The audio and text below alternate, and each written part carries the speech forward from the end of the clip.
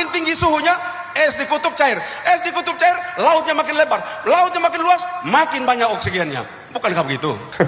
Sebenarnya mencair es di kutub itu nggak sesimpel air jadi makin banyak di lautan. Tapi ada hal yang lebih dahsyat dan parah yang berpengaruh besar ke dunia nih, yaitu iklim di bumi. Nah, kita coba bahas ya dari Sains Oceanography gimana, karena ini lebih dari sekedar apa yang kita pelajarin di sekolah dulu nih. Jadi nonton sampai akhir ya. Jadi bumi itu punya sirkulasi arus raksasa yang mentransfer panas ke berbagai daerah, sehingga berperan penting dalam mengatur stabilitas iklim dunia. Sirkulasi ini disebut termohalin atau conveyor belt nih. Nah, sirkulasi ini juga besar dipengaruhi oleh air di kutub. Ketika air laut terbentuk menjadi es, garam yang terkandung itu nggak ikut membeku. Jadi garam tadi membuat air di bawah es jadi super asin, dingin, karena densitas dan salinitas yang tinggi, airnya tenggelam nih ke dasar samudra, kayak klasemennya MU. Nah, air dingin ini didorong oleh tekanan. Dia bakal mengalir menyusuri samudra-samudra lain di dunia, kayak Atlantik, Hindia, dan juga Pasifik. Hingga dia kembali ke tempat semula setelah siklus yang sangat lambat nih selama ribuan tahun. Nah, terus apa sih hubungannya sama mencairnya es di kutub nih? Kita lihat faktanya dulu nih ya.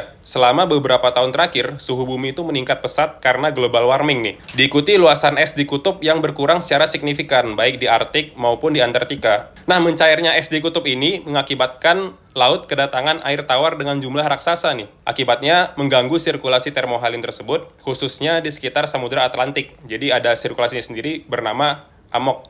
Nah, ibaratkan pompa yang macet, jadi arus dunia itu jadi lebih melambat, transfer panas pun juga ikut terhambat, dan paling parahnya iklim dunia itu menjadi lebih kacau nih. Sehingga bisa kita lihat sekarang ya, itu lebih banyak fenomena-fenomena bencana, kayak anomali cuaca, ya bisa kayak kekeringan, cuaca ekstrim, banjir, termasuk juga di Indonesia nih yang sering terjadi belakangan ini gitu. Selain itu juga ada potensi Jakarta dan utara Jawa yang tenggelam karena kenaikan muka laut dari fenomena mencairnya es di kutub ini. Jadi sampai-sampai ibu kota mau dipindahkan tapi proyeknya mangkrak gitu di IKN. Nah, inilah pentingnya ngejaga keseimbangan alam dan lingkungannya nih, dan nggak berlebihan juga dalam segala sesuatu. Nah, gimana menurut teman-teman? Percaya nggak nih sama global warming? Atau ada yang nggak percaya karena ngiranya itu bakal konspirasi? Nah, follow buat konten Sains Alam selanjutnya. Share konten ini ke fans bola yang lagi kedinginan di pucuk nih.